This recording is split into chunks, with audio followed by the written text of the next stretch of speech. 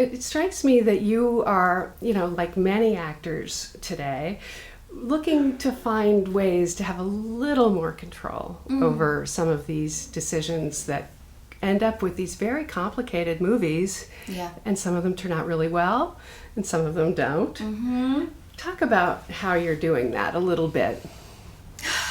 It's an interesting thing because a few years ago I was taking stock of my life.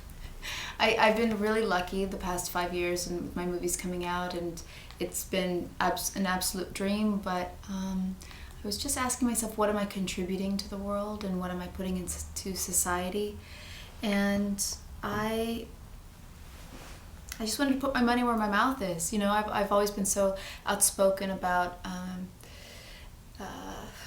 women filmmakers and diversity in cinema, and I'm now choosing projects to do that I feel will move the needle in a positive way. Well, Miss Sloane, clearly, hard to miss that we have a very hard-charging, powerful, extraordinarily devious woman in charge of this movie, and that you're carrying it. This is you. It's on you. Yeah. So how hard was this to get made? I've been lucky.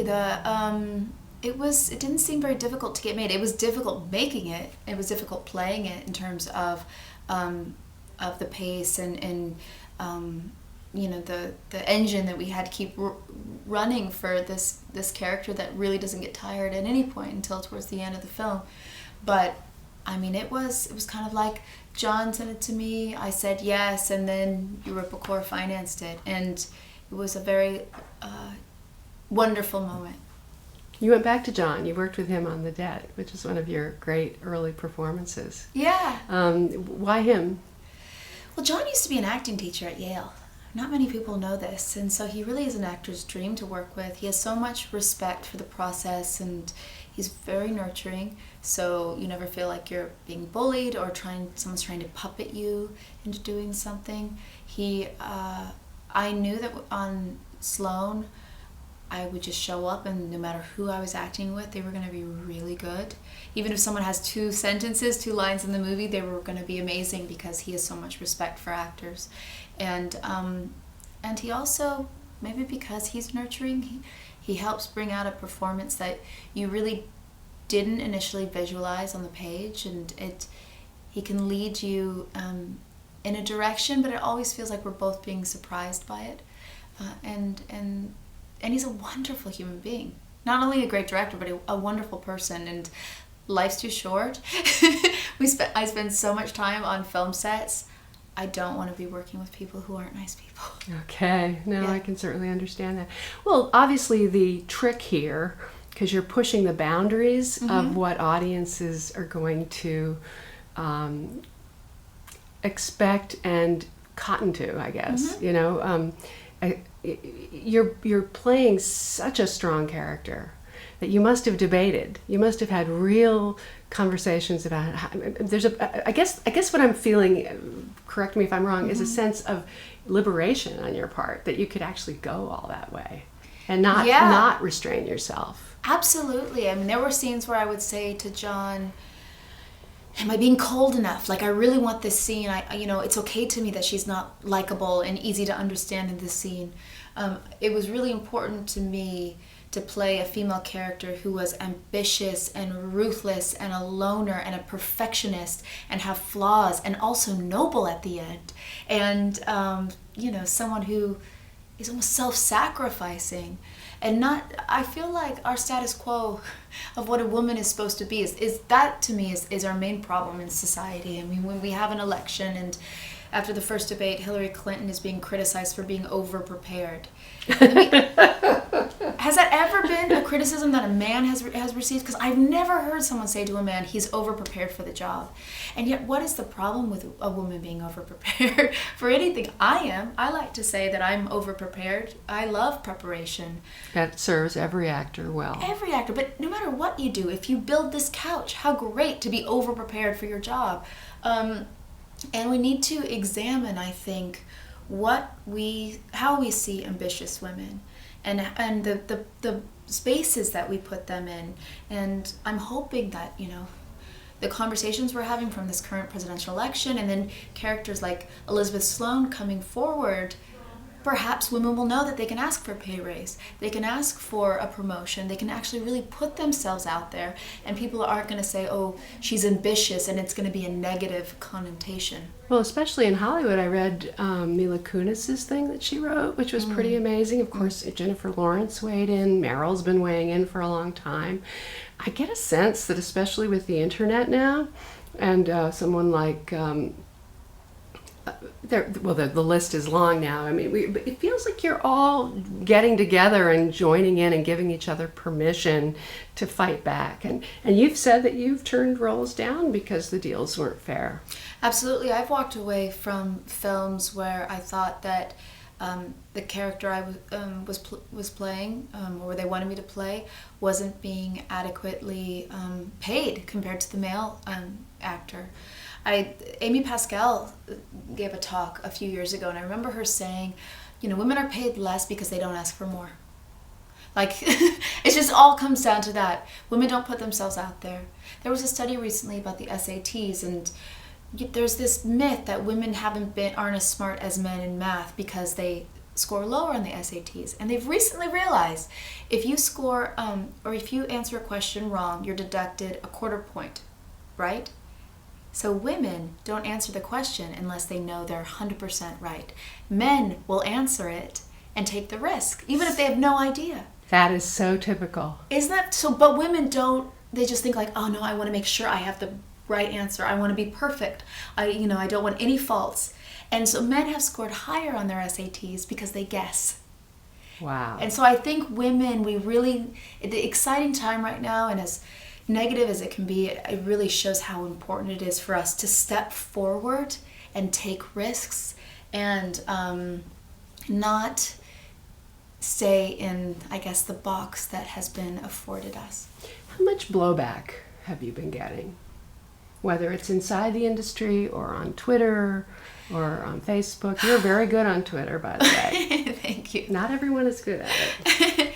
You do your own. Yeah, I do my own social media, everything. I had a director say to me once, like, you got to calm down a little bit. I was like, what do you mean? He goes, all this women's stuff that you talk about, you got to calm down a little bit. And he's a great guy.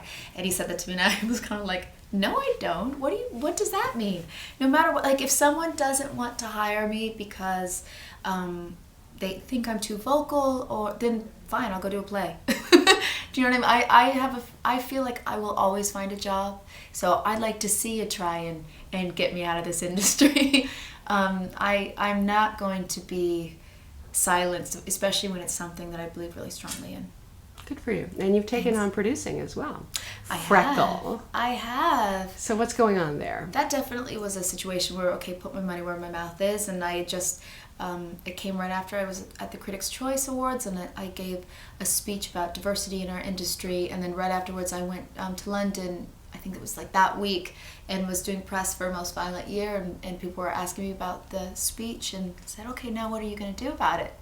And it's true, like if you're part of the industry, you're part of the problem. No matter what, even if you have good intentions, you are part of the problem. So I created this production company, and I'm making a platform to create diversity in the industry. So it doesn't necessarily it's not just women, it's just voices that aren't often heard. So what have you got going yet so far? I can't say because I'm still. Well, there's one thing I talked about, so I will say this. I got the rights to do a movie about the Black Mambas, which are a group from South Africa, and of women, and they protect the animals from poachers. Cool. And they're so tough. They're so great. And Denai, who wrote Eclipse, I have a deal with her to write the screenplay. Which of course starred Lupita Nyong'o. Yes, it did. So, but I have many other things too.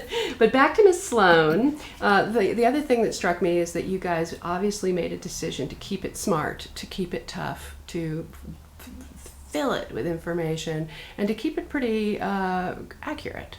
So is there someone that you're using as a model for your character? Yeah, I mean, I went to DC and did a lot of research.